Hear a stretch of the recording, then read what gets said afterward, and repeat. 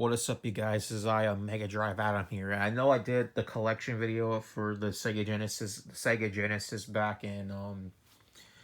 in December, I want to say. But this is not a collection video. Before you ask, no, this is not a collection video. I thought I've been wanting to do a video like this for quite some time. I thought I'd show you my favorite Sega Genesis games of all time. Now, these are games I actually quite enjoy. I'm not gonna do like a top 10 list or whatever. I thought I'd show you out of the games in my Sega Genesis collection or Mega Drive, depending on where in the world you live in. I thought I'd show you these are my personal favorite games. Now remember, this is not a collection video. This is showing you some of my favorite Sega Genesis games of all time. These games are great. These games are awesome. Definitely check them out if you can.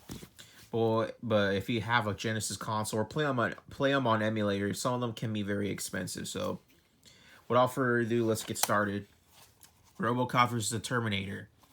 What I gotta say about this game that hasn't already been said? This is a great game. I love the gameplay. The controls are solid. Really hard as hell. The graphics are gritty and dark, and that's what I fucking love about this game. So this is based off a comic book of the same name. True, the Super Nintendo version may be a little bit more closer to a comic, but I still think the Genesis version is the better version of the two, in my opinion. There was an NES version, although that version is completed, but that version never did get a release. Never got released for some odd reason, but I mean, well, it's okay, though, because besides, the NES was already an old-ass console by the time this game came out in 1993. So, yeah, Robocop vs. Terminator, awesome game. Definitely check it out.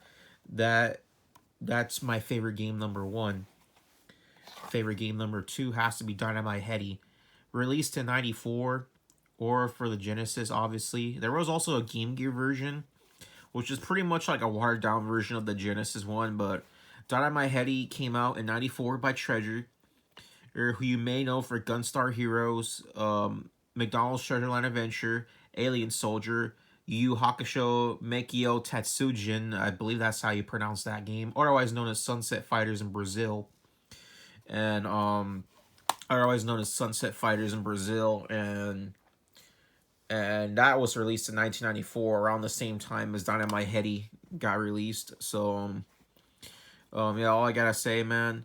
And you might see a couple of Treasure games. One honorable mention I will say is Light Crusader. That's a good game, but it didn't make my list.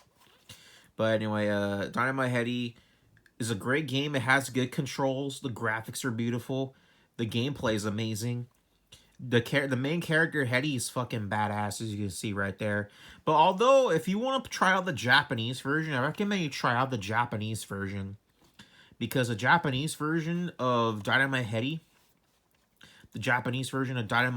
is actually kind of considerably somewhat different than the American one. Not by a lot, because the gameplay is still the same, but it's just the Japanese version is slightly easier. So if you want to try that version out, be my guest. And I have beaten the Japanese version. It's a good version, but no matter what version of Dynamite Hedy you get, yeah, you still can't go wrong either or, because you gotta remember some of the enemies have been changed in the US version, like that doll. Like the doll, one of the bosses who was a geisha doll was changed into a robot. It's because they kind of wanted to make it as less Japanese as possible, probably. I don't know. Speaking of Treasure, here's my next Treasure game. That's actually another one of my favorites. McDonald's Treasureland Adventure. I know this game is pretty corny because it's McDonald's. It's a fast food product placement, but don't let the fact that this being a McDonald's game fool you. This game came out in 1993, around the same time as Gunstar Heroes, and all I gotta say, man, this is a good game. Amazing graphics, beautiful music, very good gameplay. What can you say about this one that hasn't already been said? This is pretty good. Only thing is that this game is really short. You can beat it within like maybe 50 minutes if you know what you're doing, I think. But between 50 minutes to an hour if you know what you're doing. But yeah, McDonald's Treasureland Adventure, like I said, despite it being a Treasure title, it's still a very good game. So definitely check this one out. And before I go on with the games here, I just want to let you guys know that I was planning on doing a pickup video today, but for whatever reason, 3 of my Amazon packages were late, and they probably won't come until between the 13th or the 17th, so I'll let you guys know about that. So in the meantime, I thought I'd do a video on that, so I forgot to mention that. Alright, let's continue. My favorite game number 4 has to be Guyaris or Gradius, no, not Gradius, Guyaris or Guys Are Us or whatever you want to call this thing. This game came out in 1990 for the Mega Drive. As you can see, I own the Japanese Mega Drive version of the game. Despite it being the Japanese version, it's in English too. But Guyaris came out in 1990 and it was published by Renovation here in America. And hold on. What I gotta say about this, the gameplay is awesome. The controls are very fluid and responsive. The music's amazing. And it's honestly one of my favorite games of all time. Definitely recommend you check this one out, man. Actually, this is really good. Definitely love this game. So yeah, Guyaris or Gary's or whatever you want to call it. It's awesome. Oh, I forgot one more game. You guys. Hold on.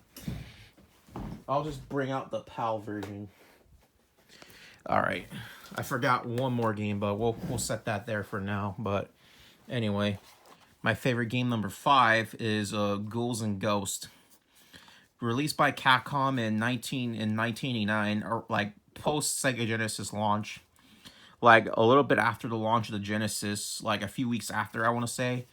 Hey, this version came out. What I gotta say about Ghouls and Ghosts that hasn't already been said. Awesome platformer by Capcom, otherwise known as Ghosts and Goblins sometimes. This is a good game. I actually hear good gameplay, good music, great controls, but it's really hard. This is like one of the hardest games I've ever played in my entire life. I picked this copy up back in 2017 for, I believe, $25, so I got a pretty decent deal on it. This game in box can be kind of expensive. And not to mention, over the years, people kind of like to say which version's better. But I still think this is a good version. I will admit the TurboGrafx version I hear is considerably the best version of the game. Only rivals the Super Nintendo version. But I still think the Genesis one's still pretty good to play. But yeah, if you really want to play a great Ghouls and Ghosts game, you gotta play this one. This one's pretty fucking awesome. The next one we got is Boogerman, the Pick and Flick Adventure. Released in 1994, and this was released in 1994. It's a platformer where you're this like superhero who's a janitor by day and a superhero by night who goes by the name Boogerman.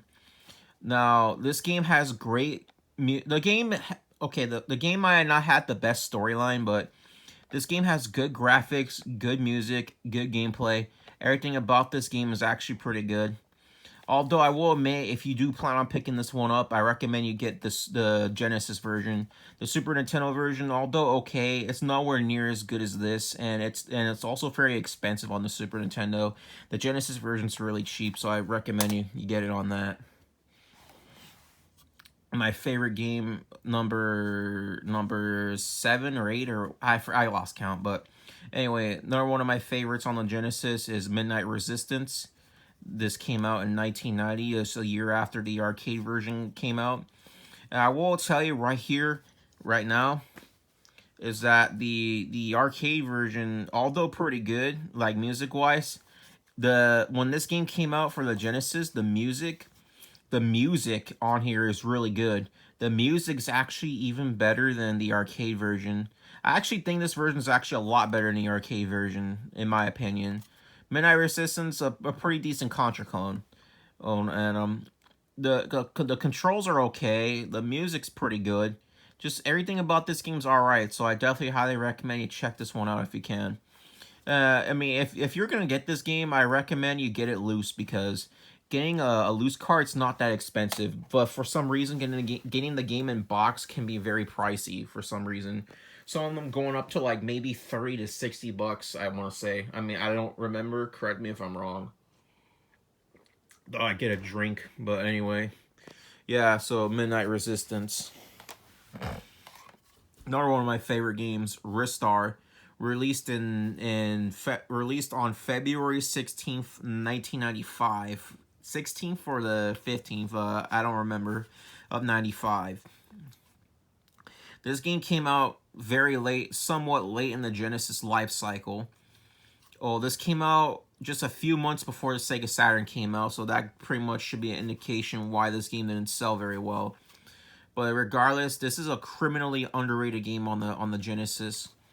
The music's awesome, the gameplay's pretty good, the graphics are amazing. The graphics are so good on the Genesis that they don't even look like a Genesis game. The graphics are so good that they're on par with a Super Nintendo game. No joke, this game half the time looks like a damn Super Nintendo game. That's how good this game is.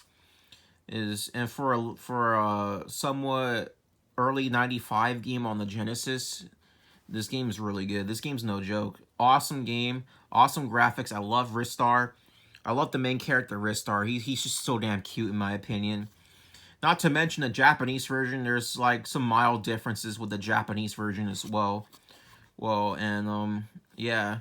So if you want, I highly recommend trying out the Japanese one first. Just see, like Dynamite Hedy, the Japanese version of Ristar has some alterations compared to the enemies in the game. So, yeah, definitely check it out. Another one of my favorite games. This is a comic book game. This is X-Men 2 Clone Wars. Yeah, like George Lucas had a lot to do with this. Lol, but anyway. This was also another 1995 release for the Genesis. And this game came out just 2 years after, of course, the original X-Men game on Genesis, which I still yet to play. That game I heard was pretty good, but I heard this is the best one. If you're going to get one of the X-Men games on the Genesis, it has to be this one. This game has amazing graphics for a late 95 release on the Genesis. Yes, the graphics look pretty colorful. It looks beautiful. This game has good graphics, good gameplay, amazing music, just the amazing character models, man. Like, holy shit, this game looks good. Even around the time that the Sega Saturn PS1 were like barely coming out, I think, in my opinion, the graphics kind of pushed the limit of the Genesis. But yeah, X-Men 2, awesome game. Another one of my favorite games, this is Vector Man 2. Now, this came out really late in the system's life cycle. Not too late, but it's getting there. This game was released in November of 1996. Vector Man 2, what do I gotta say about Vector Man 2 that hasn't already been said? It's actually even better than the first game, in my opinion. I like this one more than the first game, and the first game's still pretty good. But I think this is the best one out of the two. Vector Man's badass. The controls are solid and responsive. The graphics are amazing. The story, although not the best, in my opinion, it's still a pretty decent story, and it serves the game very well. And just everything about Vector Man 2 is really good. These games are pretty much Sega's answer to Donkey Kong Country in terms of the graphics, where they try to make it like a 3D polygon-ish kind of game. Hey, man, I think they did a pretty good job here. So, yeah, Vector Man 2, one of my favorites. One of my favorite games of all time on the Genesis. Highly recommend you get it. Great game. Now, before I continue on with the rest of the games, you guys get some popcorn, get some soda, get some beer, get some weed, get whatever you may need, and continue on, because this is going to be quite a bit. But anyways, let's continue on. Another one of my favorite games, and yes, I'm not a Power Rangers fan anymore. I used to be, but here it is. This is Mighty Morphin Power Rangers, the movie game from 1995. This is another beat 'em up. This is basically Streets of Rage 2, but with Power Rangers. Or, it's not exactly like Streets of Rage 2, but you get what I mean. This is a pretty decent beat 'em up based on the Power Rangers movie. The characters look great. The Rangers look great. The music's... Although the music might not have been the best in my personal opinion, but it's still pretty good. It's not as good as, like, let's say Streets of Rage 2 or Glay Lancer, but this is still a very good... This is still a pretty good game. Good music, alright music, decent gameplay. Everything about this game is great. And the good thing too is that this is actually another one of these games which I actually think it's even better than the Super Nintendo version. And it's actually not as expensive on here too as the Super Nintendo one. I got my copy in 2016 for about 15 bucks back then. I actually got it. I had it along with Splatterhouse 3. Yes, I did have Splatterhouse 3 at one point, but I got rid of that game because I didn't really like that one. But anyway, my Morphin Power Rangers goes to my low spot. I know I had to put this one a little bit high on the list because, you know, it's a good game. It's a definitely good game. If you're big on Power Rangers, definitely play it. Good game. Another one of my favorite games, Alicia Dragoon, released in 1992. Dude, this is a hidden gem on the Sega Genesis. I will admit the Japanese cover art was way better than the American one. Like, seriously, what the fuck is this, dude? This looks like some fucking... some Belu Lagu... what was his fucking name? That fucking artist who did the artwork for... the Phantasy artist who did the artwork for... I mean, Boris Vallejo, yeah. This looks like it's trying to copy Boris Vallejo's fucking style, but it just kind of fails. I don't know if he did the artwork for this, but let me know. But and a little fun fact about Alicia Dragoon is that Anime Studio Gainax actually worked on this game. If you don't know who Studio Gainax is, this Gainax was an anime studio, obviously, who you may know for doing such like amazing animes such as Neon Genesis Evangelion, their more popular one. Nadia and the Secret of the Blue Water, I believe that one was called, with the fucking like Native American girl or whatever. And the Deacon series, they did that, and also another one that they're also well known for is an anime called Panty and Stocking, which I've yet to see. So yeah, Anime Studio Gainax worked on this game. And all I gotta say, man, this is a good game, good graphics, good gameplay. And you can definitely tell that it's from Gainax, because it has that anime influence in there, that anime artwork on there. So, yeah, Alicia Dragoon is a good game. Alicia is pretty good. I like this game. Everything about this game is great. Unfortunately, in the past couple of years, this game has skyrocketed in price, so this one can be a little bit expensive. So I got my copy for like 50 bucks, I think, on eBay. But yeah, if you do come across this game for a really good deal, definitely pick this one up and try it out. Such a hidden gem, really good game. Definitely play it. Another one of my favorite games. And this is a reproduction cart. I had to get this game. Battlemania 2 or Troubleshooter Vintage, or aka Battlemania Daidenjo on the Mega Drive. This originally came out in 1993. This was a sequel to Troubleshooter, which the first game got a US release, but this never did, unfortunately. This is a reproduction cart. What can I say about this game that hasn't already been said? This game is legendary, in my opinion. The gameplay is awesome. The characters are great. The storyline's very good. And since my reproduction copy is English translated, I can actually understand the story and what they're making out. From what I've read of the story, it's alright. This game is like an anime and a manga, but in a 16-bit Genesis game. What can I say about this game that hasn't already been said? This game is hard, but it's also very short too. You can beat this game within an hour if you know what you're doing. I think the reason why this game never got a US release, in my opinion, was I think at the beginning, the opening of the game and the final boss have strobing light effects, and the light effects are so stroby. It's like, imagine that episode of Pokemon, the Porygon episode.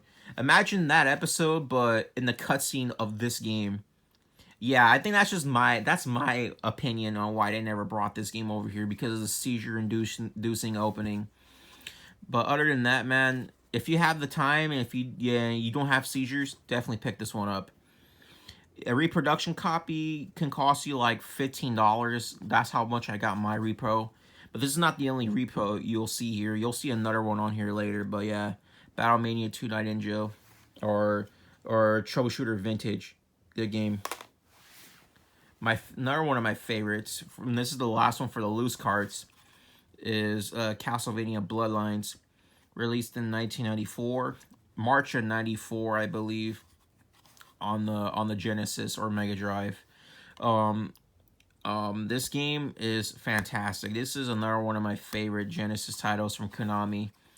This game is great. This game is awesome. Amazing graphics, amazing gameplay. Everything about this game is great. Of course, in Europe, when this game came out in Europe, the title had to be changed to Castlevania: The New Generations, and not to mention it had to be censored there too. Yeesh, PAL gamers had it rough back in the day, but Castlevania Bloodlines is such a fantastic game. The music's awesome. The gameplay's great. Everything about it is awesome. So if you're big on Castlevania, if you have a Genesis, man, get this game. This game is amazing. Definitely pick it up if you haven't already. And that's about it for my loose cards. My favorite games on loose cards. Now we go to the boxes. Another one of my favorite games, Thunder Force 4. Or Lightning Force as it's known in the US. Released in 1992. Released in 92 for the Mega Drive. This game is awesome. Out of the Thunder Force games on the Genesis, this one's my favorite. I have yet to play part 2, but I will play it soon. But anyway, Thunder Force 4 or Lightning Force was I can't even imagine. I don't know what to say about this game that hasn't already been said. Legendary shmup, one of my favorite shmups. This game has some of the best music on the Genesis / Mega Drive that rivals the likes of Glay Lancer and Streets of Rage 2 in my opinion.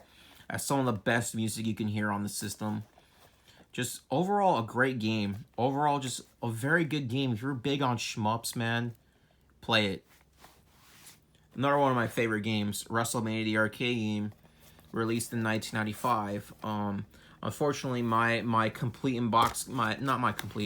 box copy is not complete. As you can see, just the cartridge only in the box. But it's cool. It's cool. This is actually a very good game. This was basically a port of the arcade game, WrestleMania the arcade game, and if you're gonna pick this game up, I recommend you get either the 32X, the Saturn, or even the PS1 versions. Get any other version but the Super Nintendo one, because the Super Nintendo one's not very good, and not to mention they got rid of Bam Bam Bigelow and Yokozuna. For some odd reason, they were omitted in the SNES version. So yeah, that's another reason why you shouldn't get that version. Another one of my favorite games, Beyond Oasis, released in December 94 in Japan and early 95 in the US and elsewhere. Where Beyond Oasis tells the story of a guy named Ali. And a fun fact, I can't recall the story as of right now, but the funny thing is about this game is that everywhere else, including Japan and outside of the US, this game was known as Story of Thor. And despite the Story of Thor title elsewhere, where despite that title for its utter release, the main character is not named Thor. His name is Prince Ali, and I know what you're gonna say. No, not that Prince Ali from Aladdin. But I just kind of find that odd. And this is actually one of the rare instances where I preferred the US title over the overseas titles, in my opinion. But this is a good game, even though it might not have been the best from Yuzo Koshiro in terms of music, compared to Streets of Rage 2 and what have you. This is still a really good game. There's some songs I do like on here, and then there's just some songs I just don't really care for. Like one of my favorite songs one of my favorite tracks in the game has to be that one song, the Evilness song, I believe it was called. It's like towards the end of the game, or I forget. Just look it up, man. But anyway, that's another one of my favorite. Another one of my favorite songs is this one called Holiness. That's a good one to listen to, in my opinion.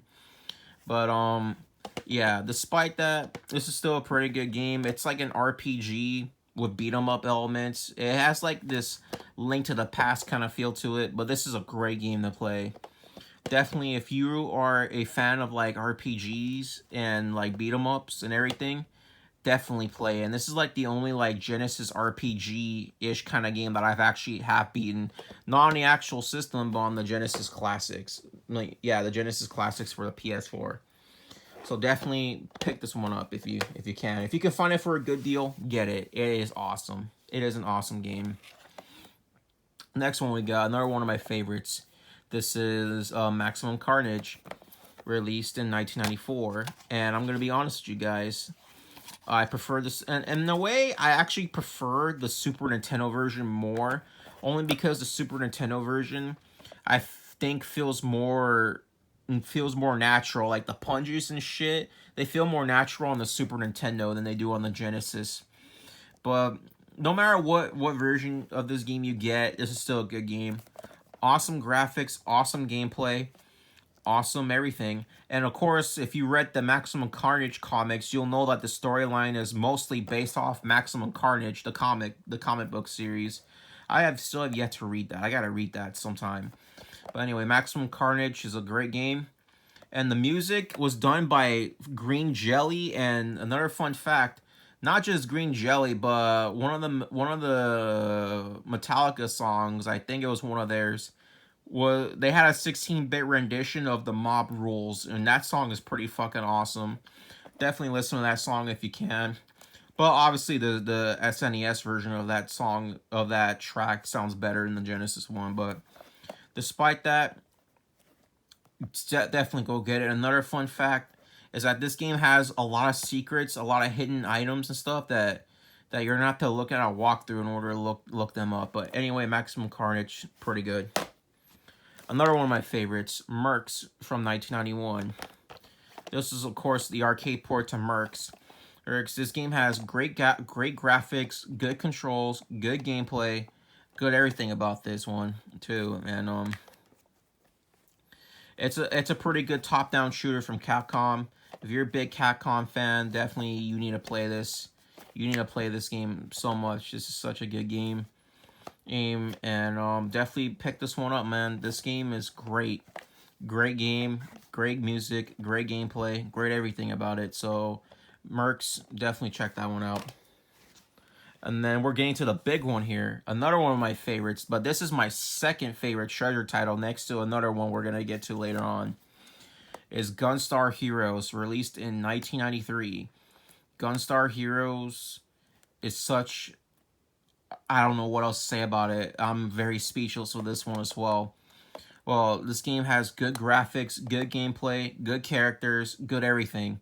The storyline is pretty... The storyline was alright. But a little fun fact, in Japan, the scientist guy was known as Doc Brown in the Japanese version. Of course, they had to take his name out in the U.S. version, so that way they wouldn't get in trouble. Universal Studios, you know, the Back to the Future, Steven Spielberg. But, you know, this game is really great. Definitely check this one out if you can. Awesome graphics, awesome gameplay, awesome everything. Definitely play this one.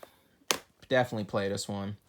Not to mention that when these games were coming out, the fun fact is that the fucking what's that one boss's name? The one with the music that changes to everything. Fuck, I forgot the boss with the robot boss that changes to a lot of shit. Seven Force, yeah. Fun fact is that Seven Force, who was also in the game, would also later on be a boss in Alien Soldier. But here's the thing, though. They're not the same Seven Force. The Seven Force in Alien Soldier was more of a female that turned into shit. While the Seven Force in this game was more of a male who was obviously Gunstar Green in the story. But, yeah. Or correct me if I'm wrong. I might have gotten some stuff wrong. If I have gotten some stuff wrong about Seven Force and both Gunstar Heroes and Alien Soldier, let me know in the comments. But yeah, definitely Gunstar Heroes is one to play. And I gotta take a water break. Oh, I needed that. Anyway, another one of my favorites, and I gotta put this one here. I gotta put two of them together because, you know, they're good as the full experience. Sonic 3 and Knuckles. Now, I know how to put a Sonic game on the list because, you know, it's Sonic the Hedgehog. You can't have a list like this unless you put one of the Sonic titles on here. And I choose Sonic the Hedgehog 3 and Knuckles. What can I say about these games that haven't already been said? Now, released on February 2nd, 1994, Groundhog's Day for this one, and October 94 for Sonic and Knuckles. There's just so much about Sonic 3 that we already know about, you know, like Michael Jackson being the composer for the music until they had to drop his name in the credits at the last minute because of his allegations he was going with at the time. Not to mention having songs from a band, unreleased song from a band named the Jetsons, and so on and so forth, what have you. Definitely. There's just a lot of facts about Sonic 3 and Knuckles that I gotta name them here, man. These are such great games. Sonic 3 and Knuckles. I know a lot of people like Sonic 2 as their all-time favorite, but I still like these ones. These ones are great. These ones are amazing. Especially if you put them two together as the Sonic 3 and Knuckles, the full experience as they were supposed to be back in the day when they were originally supposed to do this game. Sonic 3 was supposed to be this big game, but because the game was too big to film on cartridge, they decided to split it into two parts, which, you know, we got Sonic and Knuckles a few months later. But anyways, Sonic 3 and Knuckles, what I gotta say, this is my favorite Sonic the Hedgehog game on the Genesis by far. Definitely get these games if you haven't already. These are such masterpieces. Definitely get them. Oh, and I forgot one more game. Hold on. I forgot another one. Lol. Anyways, another one of my favorites, Shinobi 3, Return of the Ninja Master, released in 1993. This was the last Shinobi game on the Genesis, and all I gotta say about this one's great. This one is great. Good music, good controls, good gameplay, amazing graphics. What do I gotta say about this one that hasn't already been said? I know I sound like a broken record at this point, you guys, but I'm sorry if I sound like a broken record. But anyway, this has to be one of the best games on here. Just Shinobi 3 is overall such an amazing game. Definitely play this one if you haven't already. And you can find this one for really cheap too. I got my copy for like $12, no, like $13 in 2016. So Shinobi 3 is awesome. Another one of my favorites, my favorite arcade port, Mortal Kombat 1 on the Genesis. Released on September 13th, 1993, Mortal Monday. And this version, the Genesis version of Mortal Kombat 1, has went on to become the best-selling version of MK1 for one simple reason, the blood code. If you knew about the blood code back in the day, ABACABB, you know you're fucking legendary, because this is one of the best versions of MK1. Outsold the Super Nintendo version. The Super Nintendo version was shit. So, yeah. But it's right up there with the Sega CD version. The Sega CD version is basically the same game, but with more enhanced, updated graphics. But Mortal Kombat 1 on the Genesis, great. Another one of my favorites. I know you're all gonna give me shit for this, but Golden Axe 3 has to be my second favorite Golden Axe on the Genesis. Released in 1993, this game has got to be one of my favorites on the Genesis or Mega Drive. Sorry, because this is the Japanese Mega Drive. Unfortunately, when this game came out, you know, back in the day in Japan, it got panned critically because they felt like the graphics were a step down from the previous two games. Because of that, the game never got a physical release in the US. But however, in 1995, it did get a release on the Sega channel. So there's that. But despite that, I still really like this game. I know this game has its flaws and its problems, but despite that, I still like it. So definitely, I definitely recommend checking it out if you're a Golden Axe fan, or if you hate it, then don't bother. But yeah, I'm pretty sure Golden Axe is a guilty pleasure of mine. This is not my all-time favorite Golden Axe. It's my second favorite. But my all-time favorite Golden Axe has to be Golden Axe 2, again, from 1989. A post-launch game for the Genesis. This game is amazing. One of the best beat 'em ups on the Genesis. I got my copy for roughly 30 bucks. I had 2 loose copies. I had 2 copies of Golden Axe 1. I had a loose card copy, which I still have, and I'm trying to sell. And of course, I have my complete in box copy. The complete in box copy I picked up for like 30 bucks. All I gotta say about Golden Axe 1, such a great game. Such an amazing, fantastic beat 'em up. Good music. Good. I mean, actually, you know what? The music's okay. I won't say that it's one of the best on the Genesis. In my opinion, the music might have not been the best in my personal opinion, but it was still a good listen. And just everything about this game is so great. Hey, this has to be my all-time favorite Golden Axe on the console. We're only down to 3 more games left, you guys, so bear with us. Another one of my favorites, and I know you'll see this one in my pickup video, but like I said earlier, because I had some packages running late, I couldn't do the pickup video. But when I do the pickup video, you're gonna see this game. This became one of my new favorites on a Genesis or Mega Drive. This is Glay Lancer. This is a new one, released on July 16th, 1992, in Japan, and the story is not all that important, but the gameplay is really good. The graphics are good. I mean, the graphics are okay, but the music is by far the best thing about this game. The music is amazing, and some of the best you'll ever hear out of the Mega Drive, right next to Thunder Force 4 and Streets of Rage 2 in terms of how awesome the music is.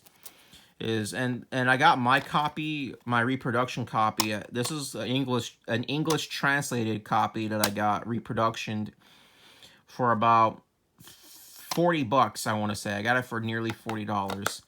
Just everything about Glay Lancer. Oh my gosh. What can I say about this one? This one is great. This is one I recommend you check out. This is such an amazing game. Definitely play it if you haven't had the chance. And you don't need to get the actual Japanese copy. You can get a reproduction cart, or you can just flat out play it on emulator. In 2008, this game did get a virtual console release in 2008, but unfortunately that's not there anymore. So if you didn't get your game, if you didn't get it then on there, you're probably not gonna get it then on there now. But luckily for you, you can either get a reproduction cart or play on emulator if you don't want to spend the $400 that this game normally goes for. Like I said, this is not the real thing. This is a reproduction copy. My repro costed me about like 40. But yeah. But Glay Lancer, such a great game. Definitely play it. Definitely play it if you haven't already. Now we're getting to the final 2, and these are the big ones. My all-time favorite treasure game on the Genesis or Mega Drive, Alien Soldier. Released in February of 1995 in Japan, and June of 95 in Europe. This was another game that never got released physically in the US, but like Golden Axe 3, got a Sega Channel release in 95, I want to say. With this one, I would say either 95, 96, I would say. Hey, but this game is really good. Awesome music, awesome gameplay, awesome controls. The story is about some terrorist it's about some terrorist named X-Tiger or X-Iger or some shit like that. But correct me if I'm wrong, but story may not be all that important, but all I can say about this game is hard as shit. And like I mentioned earlier with Gunstar Heroes, this one had 7 Force, but this 7 Force is not the same 7 Force from Gunstar Heroes. This is a completely different 7 Force. The 7 Force in here is a female, by the way, which I find that very crazy, or that's what I heard of a while ago. I forget how a while ago it was, but it was a while ago. Unfortunately, lucky for me, when I got my stimulus check, I actually bought the actual Japanese copy. The actual Japanese copy of the game. Definitely recommend you play this one. So, if you can afford it. You can find other ways to play. You can play on the actual collections and shit. Or you can actually play it on emulator and even get reproduction cards, but I wanted the real authentic thing, so I ended up buying it for, get this, are you ready for this? I paid about $450 for my copy. Yes, this game is very expensive. Very expensive fucking game, but I love it. Just everything about Alien Soldier, I just love. This is such a great game. Definitely recommend you check it out. Definitely. But my all-time favorite, my #1 favorite Genesis game of all time, as it was a fucking mystery to begin with, Streets of Rage 2. Released in December of '92 in the U.S. and early '93 in Europe. This game has to be one of my favorites, one of the best Genesis games of all time. Let me see if they have the story on here. If they explain the story in the manual, since I do have it complete. That way I can give you a little bit of a summary. Know the score. Game over continues. And let me see. Alright, I think I found a little bit of the story here. Okay. 1 year has passed since the ex-peace officer Adam Hunter and Axel Stone and Blaze Fielding broke the Syndicate's holding and destroyed its leader, the mysterious Mr. X. Peace has returned to the streets. Peace has returned to the streets. People are moving back into the once vacant neighborhood, and the city has returned to prosper. On the anniversary of the Syndicate's destruction, well, you know, the first game when they first defeated Mr. X. Adam, Axel, Blaze met their favorite night spot to commemorate the occasional and catch up on the latest news. Both Adam and Blaze have moved out of the city. Axel is working as a bodyguard and Blaze is teaching dance. Adam has rejoined the police force and has moved into a small house on the edge of the city with his kid brother, Skate, obviously. The three celebrate, unite late in the night, and make plans to meet the same place next year, as he planned to, something like that. This is what the story, basically what it's telling you, that the events of this takes place after the events of the first game. All I gotta say about this one is that story may not be important here, but from what is here, but from what is here, this is such a great game. I love the characters. My favorite character has to be the main character, Axel. But I also use Max Thunder occasionally, and maybe even Blaze. Skate was okay, but I don't really use him often. But all these characters are great. Everything about this game is amazing. Definitely check this one out if you haven't already. Streets of Rage 2. My favorite Sega Genesis game of all time.